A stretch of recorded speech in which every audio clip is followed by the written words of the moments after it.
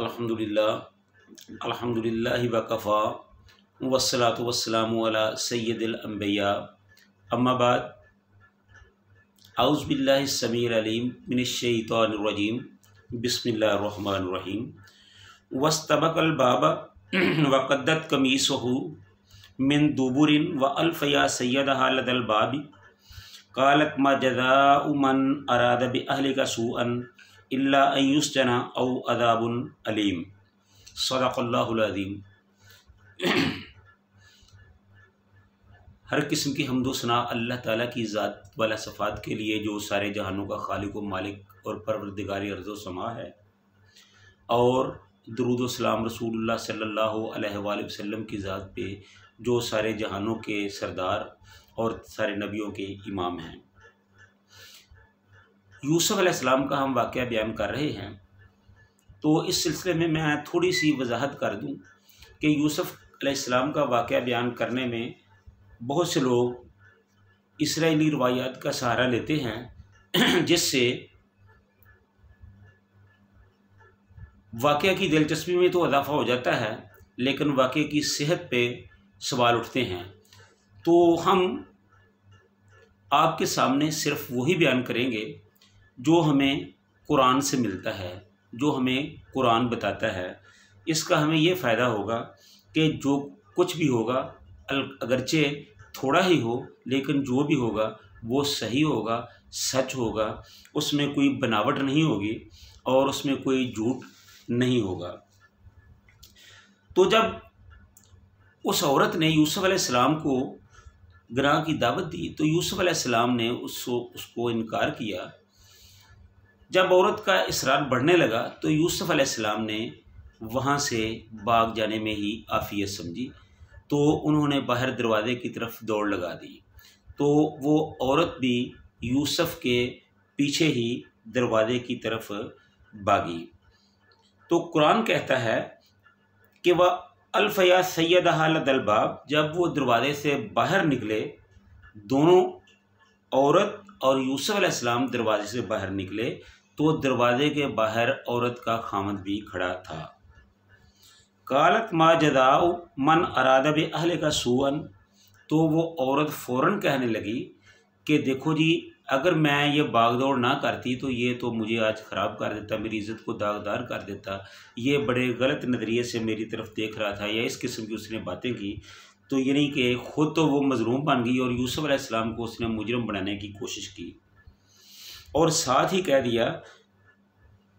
कि अन युस्जना औ अज़ाबुन अलीम, तो ऐसे आदमी के लिए तो यही है कि या तो उसको जेल में डाल दिया जाए, कैद कर दिया जाए, या उसे कोई और ज़बरदस्त सख्त किस्म की, दर्दनाक किस्म की सज़ा दी जाए। जब यूसुफ अलैहिस्सलाम ने यह देखा कि वो औरत नहायत ही चालबाजी के साथ ख़ुद को तो मज़लूम बना रही है और सारा मुद्दा जो है वो मुझ पे डाल रही है, तो यूसुफ अलैहिस्सलाम ने अपनी सफाई में कहा कि काला या रावदतनी अन नफ्सी, कि यही औरत है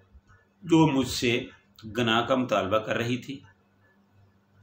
मुझे बहला फुसला रही थी। मैं इसकी बात को नहीं मान रहा था और मैं बाहर की तरफ भागा और ये मेरे पीछे भागी। जब यूसुफ अलैहिस्सलाम ने ये बात कही, तो उन दोनों के जो बयान थे, औरत और यूसुफ अलैहिस्सलाम के बयान में तदाद हो गया। तो वो जो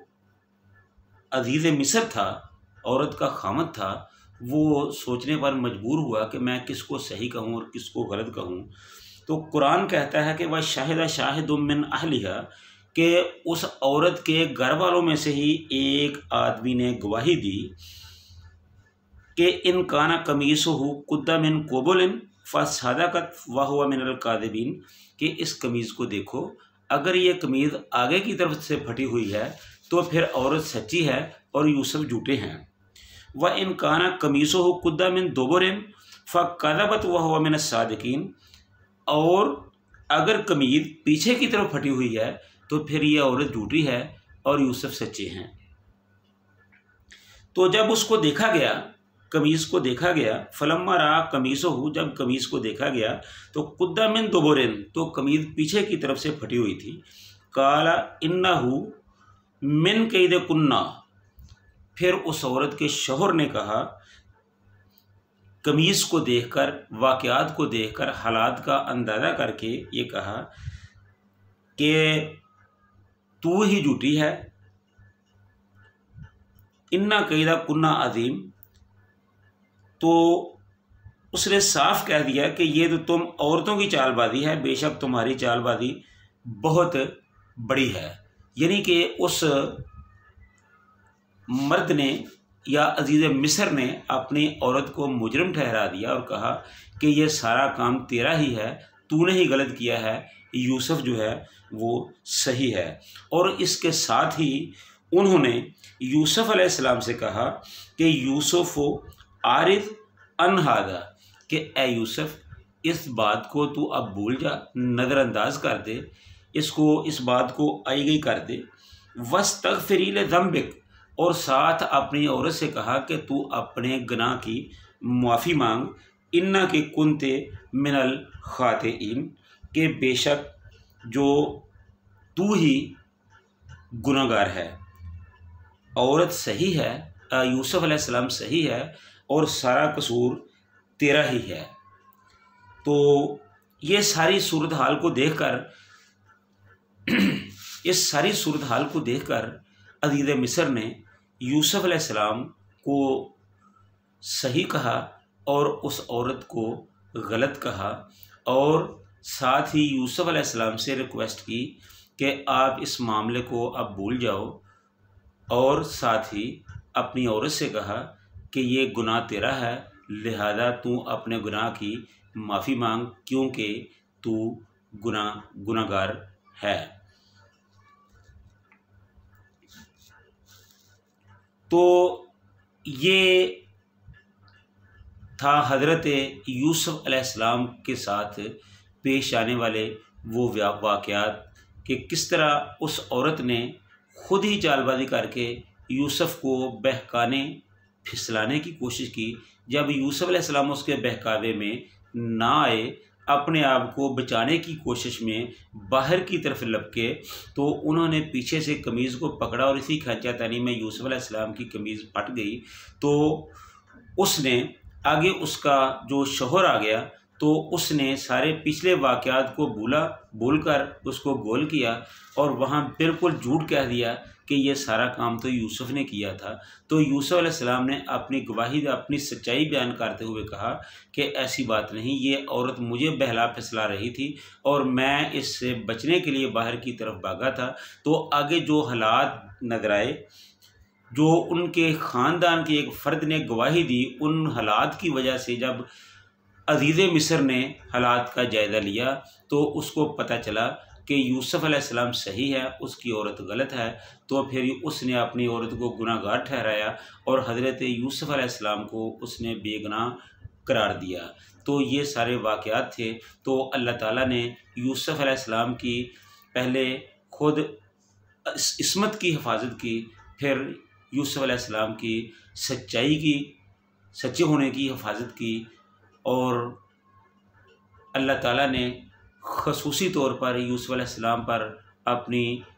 مہربانی، کرم و نوازش اور رحمت کی، اور یوسف علیہ السلام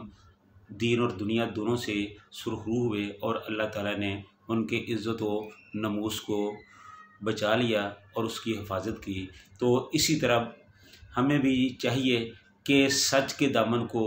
کبھی بھی ہاتھ سے نہ جانے دیں۔ سچ میں ہی عزت ہے، جھوٹ کے کوئی پاؤں نہیں ہوتے، اس لیے کہ رسول اللہ صلی اللہ علیہ وسلم نے فرمایا ہے کہ جو سچ ہے،